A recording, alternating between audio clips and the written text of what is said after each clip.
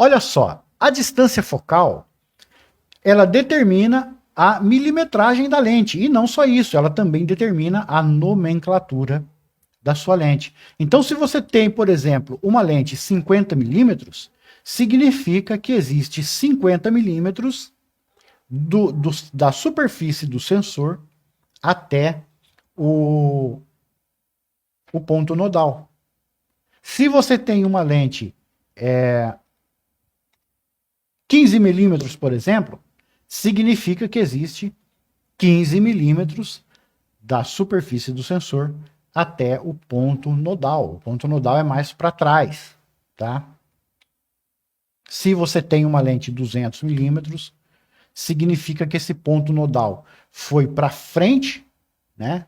Ali da sua lente, e você tem uma distância maior aí entre a superfície do sensor e este ponto onde os raios de luz se cruzam dentro da lente, que é conhecido aí como o ponto nodal, tá bom? A distância focal determina também o alcance e o ângulo de abertura de uma lente. Não é a abertura do diafragma, tá, gente? É o ângulo de cobertura, tá? O ângulo que abre e cobre um determinado espaço ali, né? Da paisagem, da imagem que você está fotografando, tá? Vamos entender isso?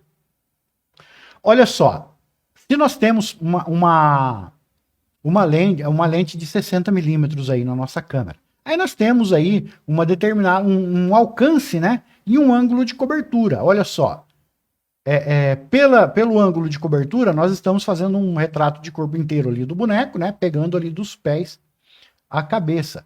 Se nós colocamos a lente e botamos uma 18 milímetros, olha o que acontece. O ângulo abre. E aí você tem muito mais espaço em cima, embaixo e também para os lados. O desenho que é 2D não dá para mostrar os lados, mas também acontece isso para os lados. Fica uma visão grande angular, né? E o objeto que você está fotografando automaticamente se afasta, né? Mesmo que você não mude a sua distância, mas quando você passa por uma 18 milímetros, o objeto fica longe, dá a sensação de estar longe, apesar de estar aí na mesma distância. E quando você aumenta essa distância focal, você fecha o seu ângulo de visão, né? Por exemplo, se você estiver na mesma distância aqui, dada a mesma distância dessas três imagens, você vai fechar e não vai conseguir pegar aí um corpo inteiro, a menos que você se afaste, ande para trás, né? Aqui, se você quisesse fechar, você teria que andar para frente, nessa imagem aqui, né? Para daí poder fechar, porque está usando uma grande angular, né? E aqui você está com uma meia tele, você precisa se afastar, tá bom? Então, a distância focal, essa variação do ponto nodal, tem esse efeito, né? De abrir ou aproximar e afastar. Abrir e fechar o ângulo, aproximar e afastar aí o objeto fotografado, tá bom? Olha só, galera, eu nem vou voltar a imagem para mim aqui, para a gente já continuar, porque está quase fechando aí essa explicação, tá bom? Aqui o que acontece? Existem ainda as lentes de distância focal fixa e as de distância focal variável, tá? A de distância focal fixa, gente, são as lentes fixas, né? Por exemplo, a 50 milímetros, a 85, a 105, a 135, a 28, né? A 24. São lentes fixas. O ponto nodal delas é sempre no mesmo lugar, ele não vai mudar.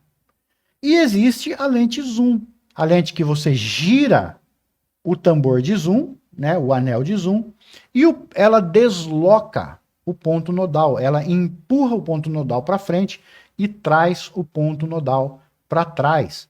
Quando você gira, por exemplo, para uma distância de 18 aqui milímetros, quando você gira, vamos imaginar que você está com uma 18-105, né? Que a Nikon tem essa lente. Quando você gira para 18, você traz o ponto nodal para trás e abre a visão e afasta, empurra o objeto. Quando você gira para 105, você aproxima, você empurra o ponto nodal, aproxima o objeto, né? E fecha aí o ângulo de visão. Tá bom?